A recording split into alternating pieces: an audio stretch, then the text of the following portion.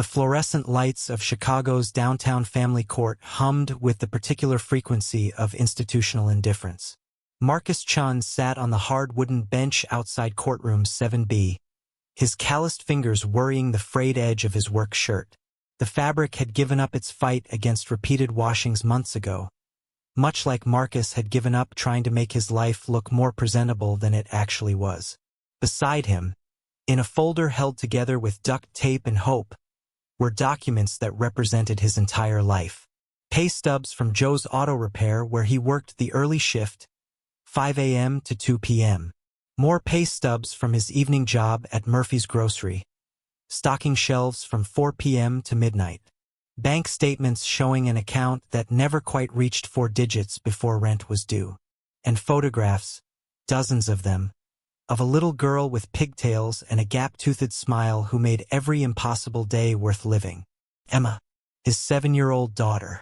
His entire world compressed into 53 pounds of energy, curiosity, and unconditional love. Chen versus Chen, courtroom 7B, 10 minutes, called the bailiff. A woman whose voice suggested she'd made this announcement 10,000 times before and would make it 10,000 times more. Marcus's stomach dropped. 10 minutes. In 10 minutes, a judge he'd never met would decide whether he was fit to keep custody of his daughter. In 10 minutes, his ex-wife Victoria's expensive lawyers would argue that Emma deserved better than a father who worked 2 jobs, lived in a 1-bedroom apartment in a neighborhood that made concerned teachers lower their voices, and couldn't afford the private tutors and dance classes that Victoria now provided in her new life with her wealthy husband. The thing that killed Marcus wasn't that Victoria was wrong. Emma did deserve better. She deserved a father who could pick her up from school instead of relying on Mrs. Patterson next door. She deserved birthday parties at places with ball pits and pizza, not homemade cupcakes in their tiny living room. She deserved a father who didn't fall asleep during bedtime stories because he'd been awake for 18 hours straight. But Emma also deserved a father who loved her more than oxygen. And Marcus did. God, he did. Daddy always says love is the most important ingredient, Emma had told her kindergarten teacher last year when asked about her favorite meal. That's why his scrambled eggs taste better than restaurant eggs. Marcus closed his eyes, trying to steady his breathing. The courtroom corridor smelled like floor wax and recycled air and the particular desperation of people fighting legal battles they couldn't afford to lose. His phone buzzed. A text from his boss at the auto shop. Need you Saturday. Double shift. Big job came in. Saturday. The one full day he had with Emma every week. The day they went to the free museum or the park, or just stayed home building blanket forts and watching nature documentaries because Emma was obsessed with sea turtles. Marcus typed back, "Can't have Emma." The reply came instantly, "Your choice, but we need the help." It was always his choice. Work and provide or spend time and risk losing everything. The impossible mathematics of poverty where every decision cost more than you had to give. Mr. Chen. A young woman in a crisp suit approached, clipboard in hand. She was Victoria's new lawyer, the third one in 6 months. Apparently when you married money, you could afford to shop for legal representation until you found someone willing to argue that a father's love was irrelevant compared to a trust fund. Yes. Marcus stood, instinctively straightening his shirt even though he knew it wouldn't help. My client wanted me to inform you that she's willing to offer generous visitation rights. Every other weekend, plus holidays. She thinks that would be best for Emma's stability. Every other weekend, for days a month. 96 hours out of 720. The mathematical reduction of fatherhood to a percentage that wouldn't even pass a school test. Emma's stable with me, Marcus said quietly. She's happy. Her teachers say she's thriving. The lawyer's smile was professional and pitying in equal measure. Mr. Chen, Emma is 7 years old.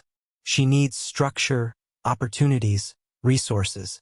My client can provide private education, extracurricular activities, a savings account for college.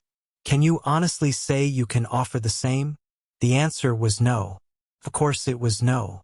Marcus could offer love and presence and scrambled eggs made with the most important ingredient, but he couldn't offer violin lessons or SAT prep courses or anything else that came with a price tag he couldn't afford.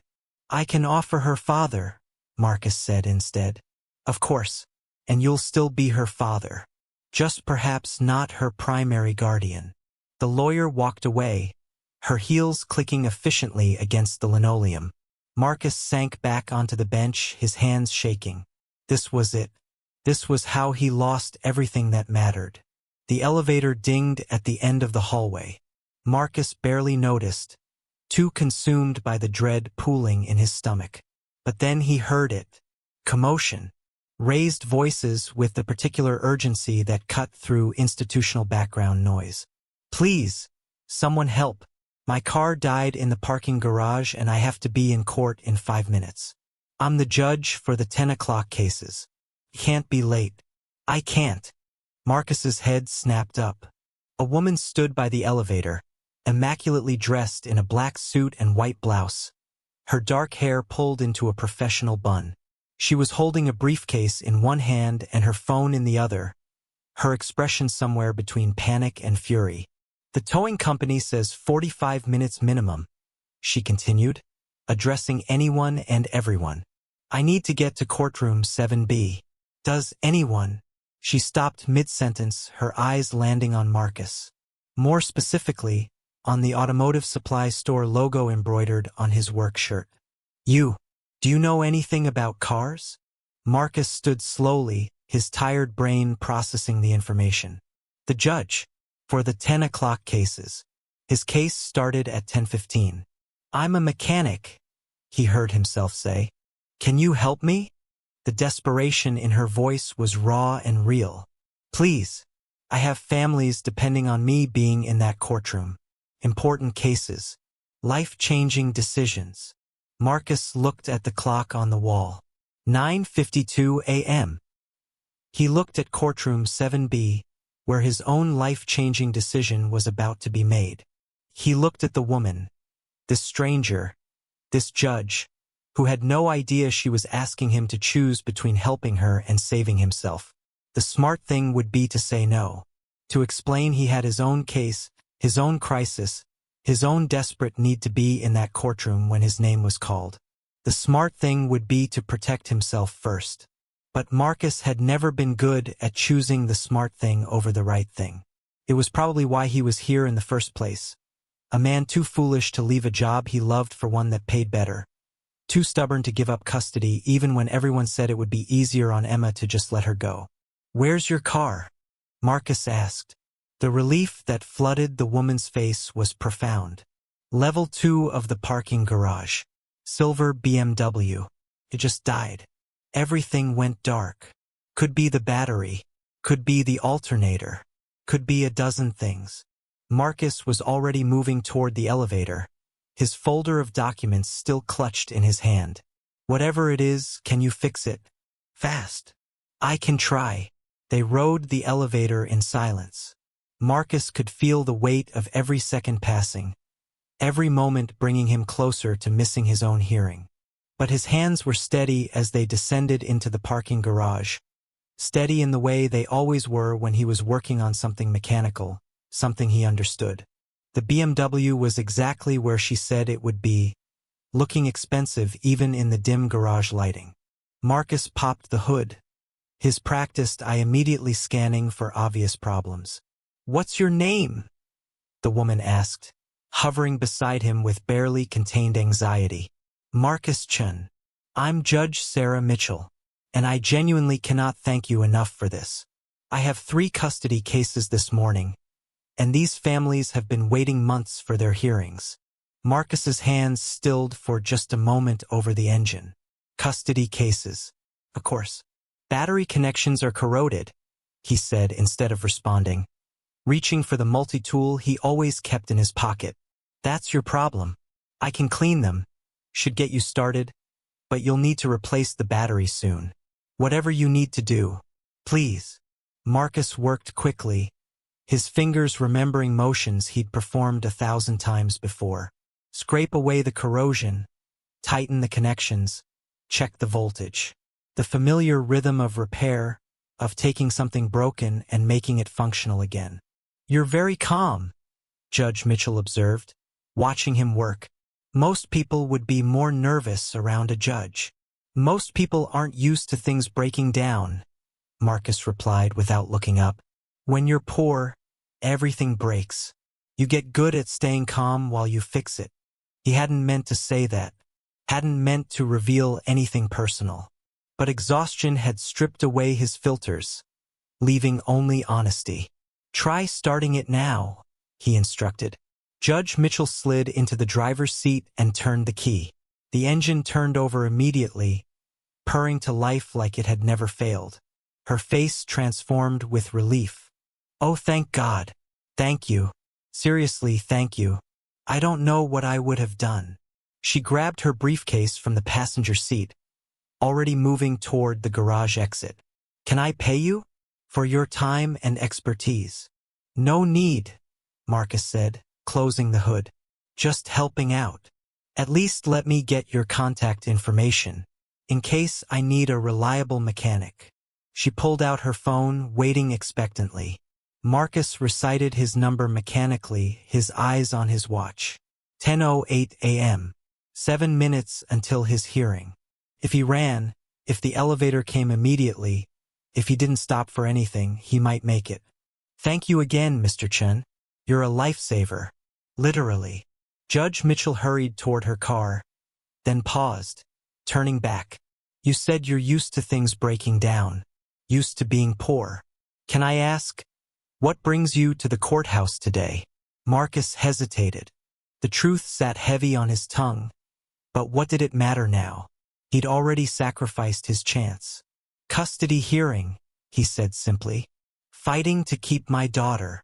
Something in Judge Mitchell's expression shifted, softened. Then you should go. Right now. Don't miss it. It's okay. These things take time anyway. You said families are waiting. That's more important. Mr. Chen. Really? It's fine. I chose to help. I'll deal with whatever happens. He turned toward the elevator before she could argue, before his resolve could weaken. The ride up felt longer than the ride down, every floor a reminder of time slipping away. When the doors opened on the courthouse level, Marcus could hear the bailiff's voice echoing down the corridor. Chen versus Chen, Courtroom 7B. Final call for Marcus Chen. Marcus ran. His worn sneakers slapped against the linoleum as he sprinted down the hallway, his folder flapping in his hand. He burst through the courtroom doors at 10:17 a.m., breathless and disheveled, to find Victoria and her lawyer already seated at their table, looking composed and ready. Mr. Chen, said a familiar voice. So glad you could join us. Marcus's head snapped toward the bench. Judge Sarah Mitchell sat in her robes, her expression professionally neutral, but something flickered in her eyes when they met his. Recognition. Understanding. My apologies for the delay, Your Honor, Marcus managed, moving to his seat. I was helping someone with car trouble. So I heard, Judge Mitchell said dryly. Let's begin.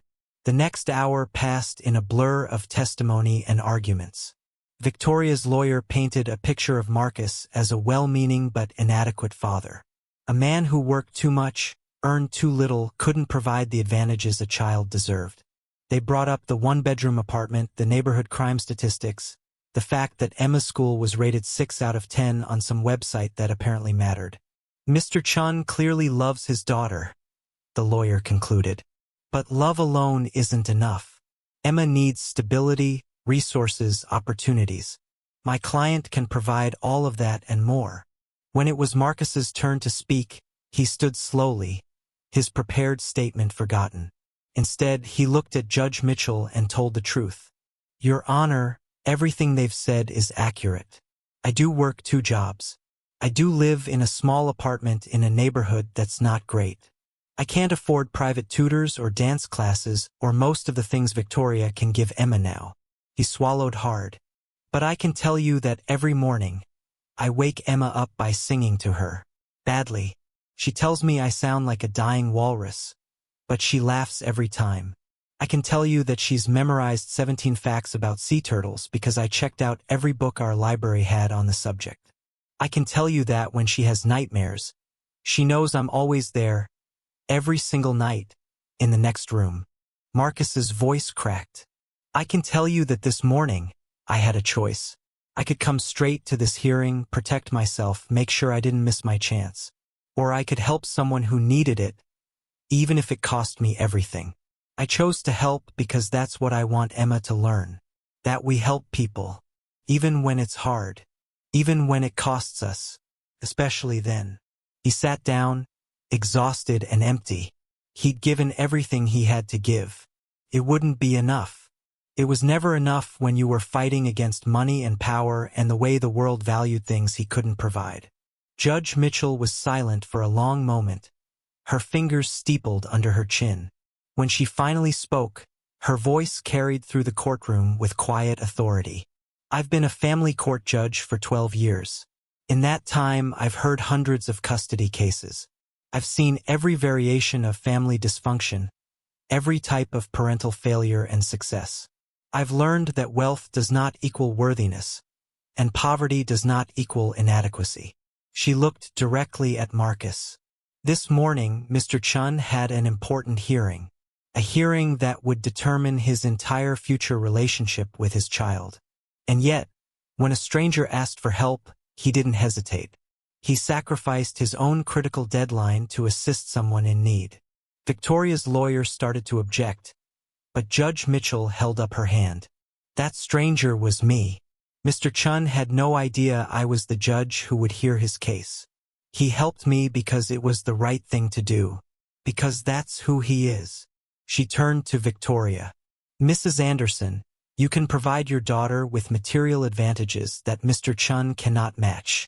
But can you provide her with a father who models integrity, selflessness, and genuine compassion? Can you teach her that people matter more than possessions? That helping others is more important than protecting yourself. Judge Mitchell's gaze swept the courtroom. The law requires me to consider the best interests of the child.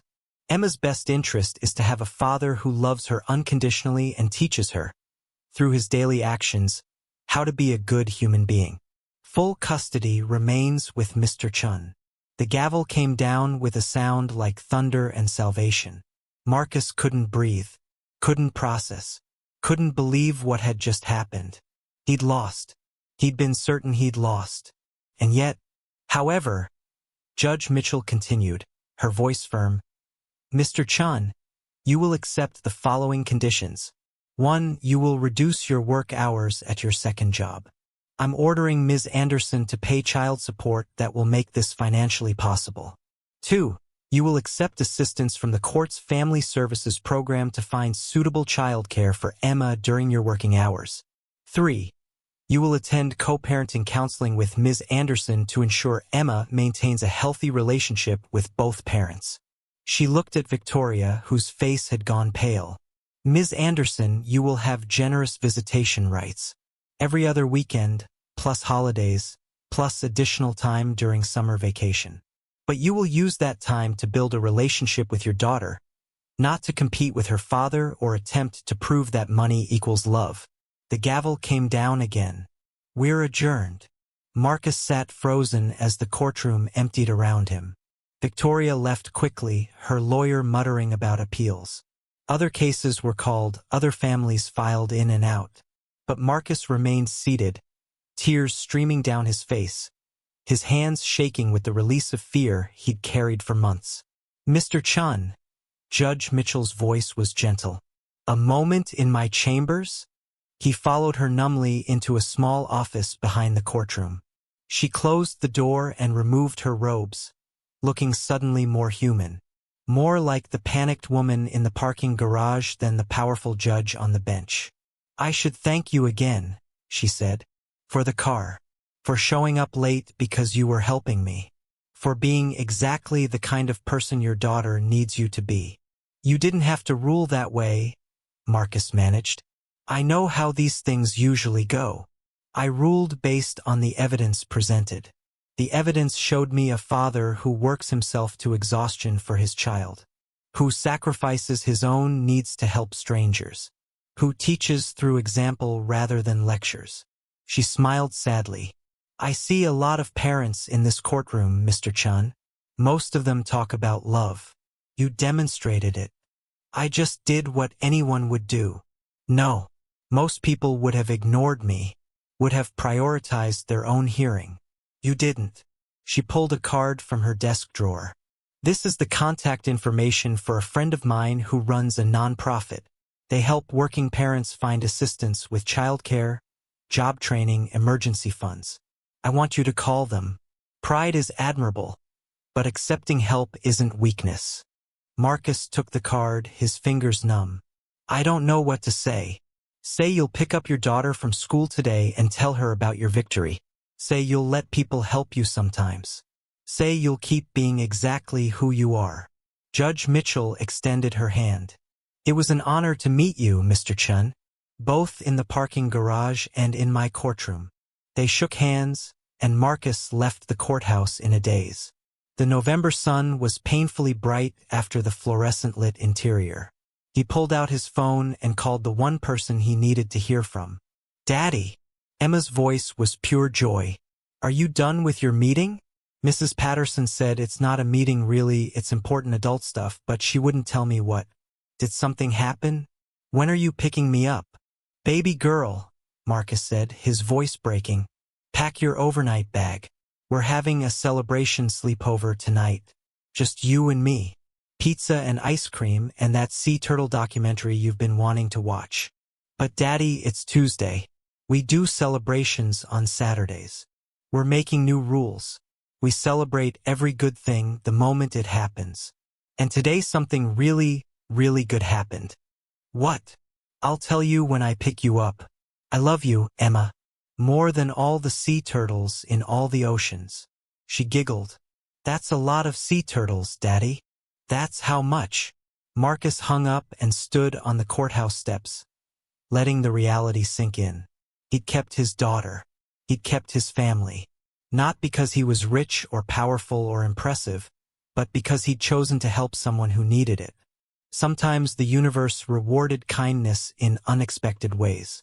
Sometimes judges had car trouble in parking garages. Sometimes the right thing and the smart thing turned out to be the same thing after all.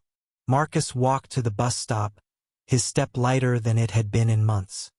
He had a daughter to pick up, a celebration to plan, and a future that suddenly looked brighter than it had any right to be. 2 months later, Marcus's phone rang with an unfamiliar number.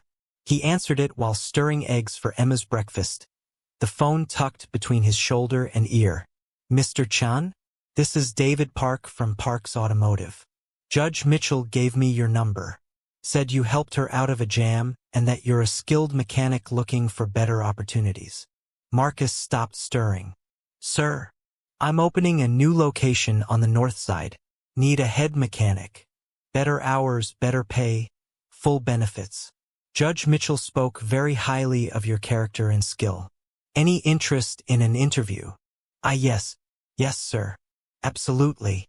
Good. Can you come by Friday at 2 p.m.? I know that's short notice. I'll be there. Marcus hung up and looked at Emma, who was watching him with curious eyes. Daddy, why are you crying? Happy tears, baby girl. Sometimes good things keep happening after the first good thing. Like dominoes, but in reverse. That doesn't make sense, Daddy. I know, but it's true anyway. The job at Park's Automotive was everything Marcus hadn't dared to hope for. Reasonable hours, a salary that meant he could quit his second job, health insurance that actually covered things. For the first time since Victoria had left, Marcus felt like he could breathe. But more than that, he could be present for Emma. He picked her up from school now every day. They did homework together at their tiny kitchen table. They cooked dinner, made blanket forts, watched documentaries about sea turtles and elephants and coral reefs. They were building a life, piece by piece, in that small one-bedroom apartment that was starting to feel less like a temporary shelter and more like home. 6 months after the hearing, Marcus received an invitation to speak at a family law conference about the importance of character in custody evaluations. Judge Mitchell had recommended him. He almost declined. Public speaking terrified him, and what did he have to say that lawyers and judges didn't already know? But Emma convinced him. "Daddy, you always tell me to be brave even when I'm scared. You should be brave too." So Marcus stood on a stage in front of 200 legal professionals and told his story.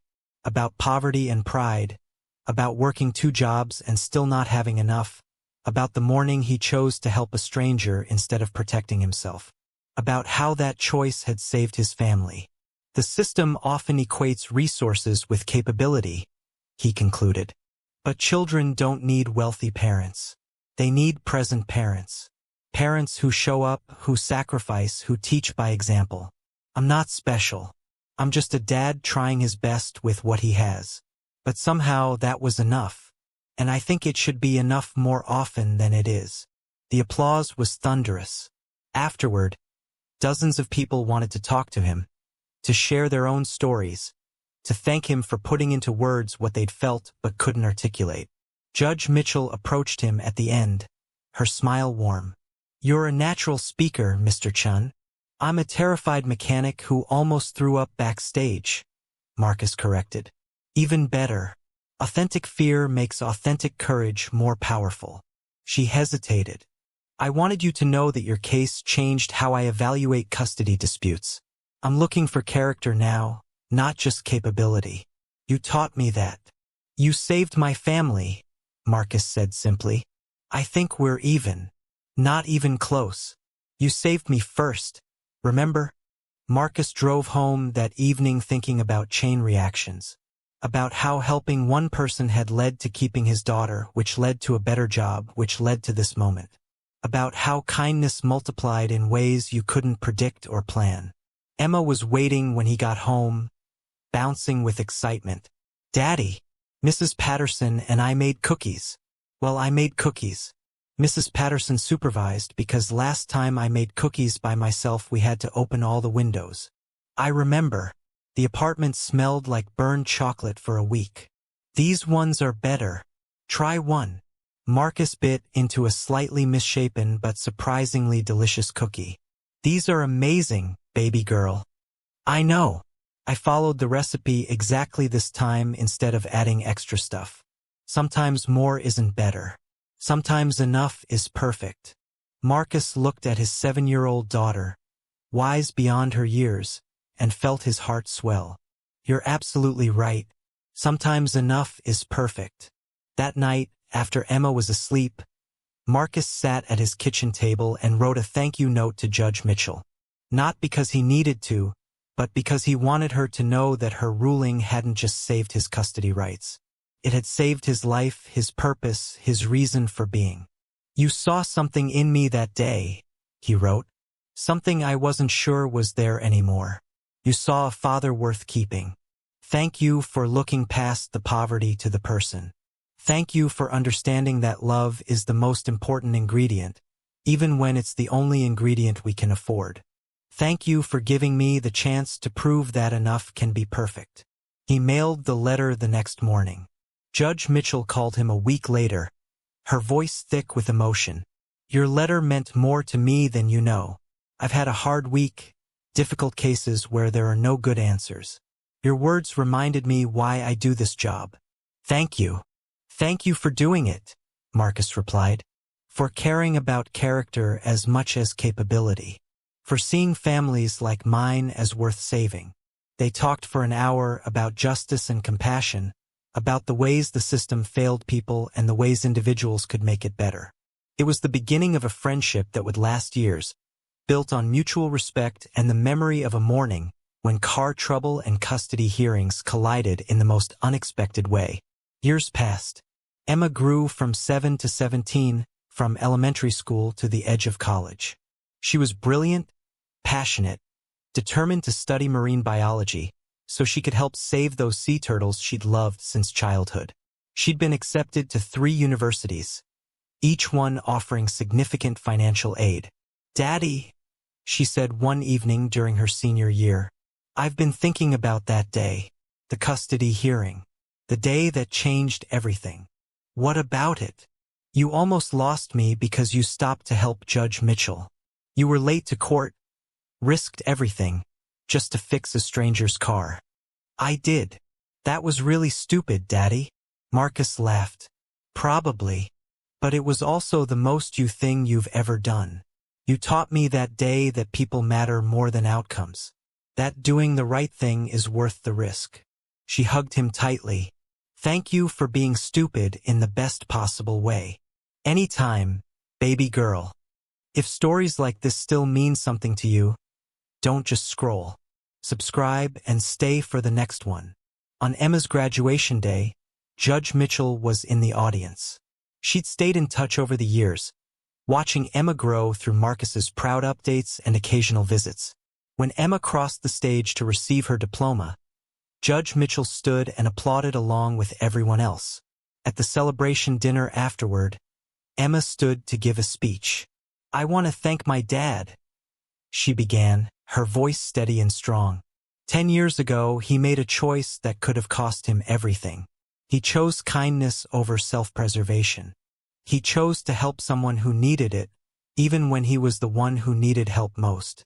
That choice saved our family. More than that, it taught me who I want to be. She looked at Marcus, tears shining in her eyes. Daddy, you showed me that integrity matters. That character counts. That love really is the most important ingredient, even when it's the only ingredient we have. I'm going to college because of you. I'm studying marine biology because you taught me to care about things bigger than myself. I'm the person I am because you're the person you are. Marcus couldn't speak, could only stand and hug his daughter while she cried into his shoulder and whispered, Thank you for keeping me. Thank you for being my dad. Judge Mitchell approached them afterward, her own eyes suspiciously bright. Emma, you're remarkable. Marcus, you've raised a remarkable daughter. He really has, Emma agreed. And you helped make it possible. Thank you, Judge Mitchell. Thank you for seeing who my dad really was when everyone else just saw what he didn't have. I saw a man fix my car when he had every reason to refuse. The rest was obvious. Not obvious to everyone, Marcus said quietly. But I'm glad it was obvious to you. As the celebration wound down and guests departed, Marcus stood with Emma on their apartment balcony, looking out over the city lights. The same apartment they'd lived in for 10 years, though he could afford to move now. But Emma had asked to stay. It's home, Daddy. It's where we built our life.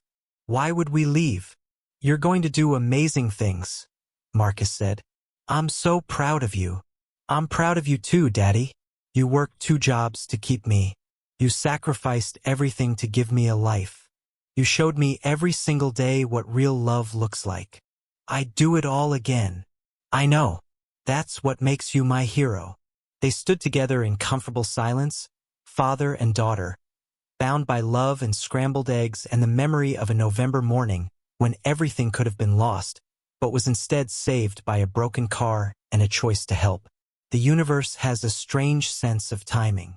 It brings us to moments where our character is tested, where we must choose between self-preservation and service, between safety and sacrifice.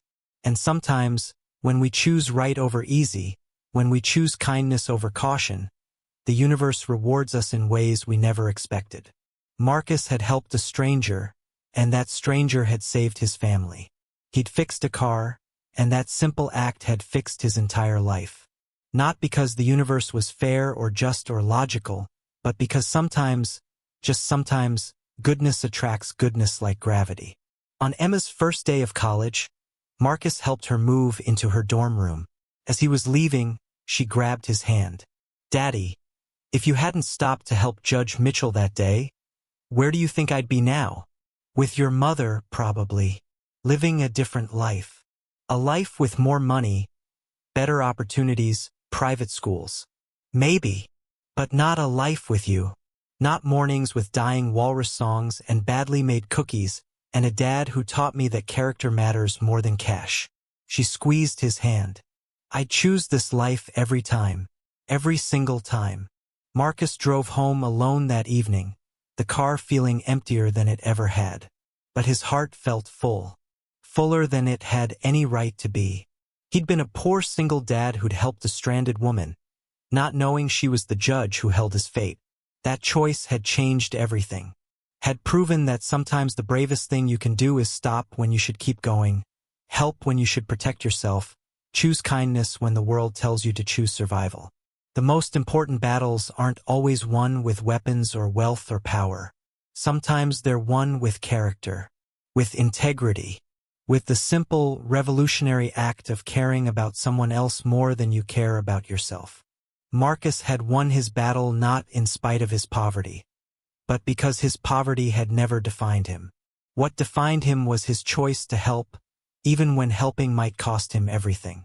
And in the end, that choice had given him everything that mattered. His daughter, his dignity, his proof that goodness still counted for something in a world that often suggested it didn't. Poor single dad helped a stranded woman, not knowing she was the judge who held his fate. It sounded like a fairy tale, but it was real. It had happened, and it had proven that sometimes, just sometimes, being good is enough. Being good is perfect.